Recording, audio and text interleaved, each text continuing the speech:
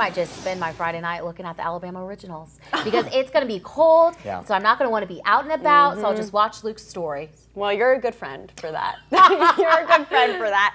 Okay, well, we want to get over to Carson, who's monitoring those winter conditions that we have coming our way. Yeah, not just cold, but obviously a good bit of snow was on the way. It's not unheard of to have a winter storm like this in the month of March, but it's also not all that common either. I want to start things off by walking you through the impacts going through the overnight hours tonight. Travel will not be impossible, but it will be rather difficult tonight. What we're concerned about is a lot of these roads are going to stay wet, especially in the early onset of the snow. And then as those temperatures crash behind the snow, we could see a flash freeze where everything becomes black ice. That is definitely our main concern with travel overnight tonight. I mentioned those frigid temperatures. We're going to go from the upper 60s today down into the single digits with those wind chills tomorrow morning.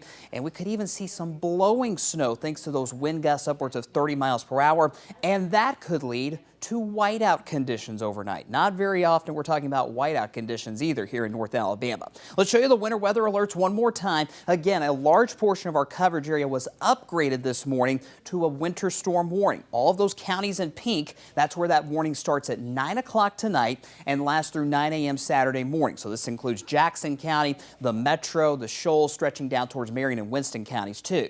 If you are not in a pink color this morning, you're in that purple. So DeKalb, Marshall, Coleman counties, that is a winter weather advisory. That too starts at 9 tonight, goes till 9 tomorrow morning. In essence, if you're in the pink counties, you're going to see higher snowfall totals. If you're southeast of those pink counties in purple, you're going to see lower snowfall totals. On the Way 31 Skycam Network this morning, seeing a little bit of fog out there, but it's very isolated. Otherwise, we've got a mix of sun and clouds, temperatures in most spots in the low to mid 40s. We are dry for the time being on the Way 31 Storm Tracker Early Warning Radar Network. And again, today, during the daytime hours, it's going to be a nice spring-like day. Highs topping out in the upper 60s, close to 70, and then the winter storm arrives later on tonight.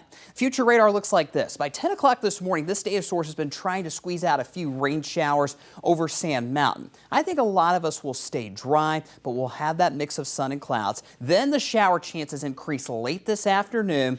And there you see that snow arriving in northwest Alabama around 8 o'clock tonight. Then along the I-65 corridor around 10 p.m. Northeast Alabama closer to midnight. And thankfully, even though we're going to see a good bit of snow out of this is a quick moving system. So I think by sunrise tomorrow morning, the snow is pretty much over and we will very quickly see sunshine. Here's our snowfall forecast. Again, totals have increased across the board. Much of our Alabama counties will see 2 to 3 inches of snow tonight. And if we see any heavier bands of snow, could see some locally higher amounts around 4 inches. If you're in Lincoln and Franklin counties in Tennessee, especially north of US 64, we could see around 3 to 5 inches of snow in our northern communities in Tennessee. And the further southeast you go, lower totals around 1 to 2 inches is a good bet in Gunnersville and Fort Payne tonight. Another thing to keep an eye on, of course, those bitterly cold temperatures. We go from the upper 60s tonight to wind chill values in the single digits by the time you wake up tomorrow morning. And even though we have a ton of sunshine Saturday, those highs, those actual highs, will be in the 30s with those wind chills staying in the 20s. But the cold snap doesn't last too long. We're back in the 60s and 70s for all of next week. Carson, thank you.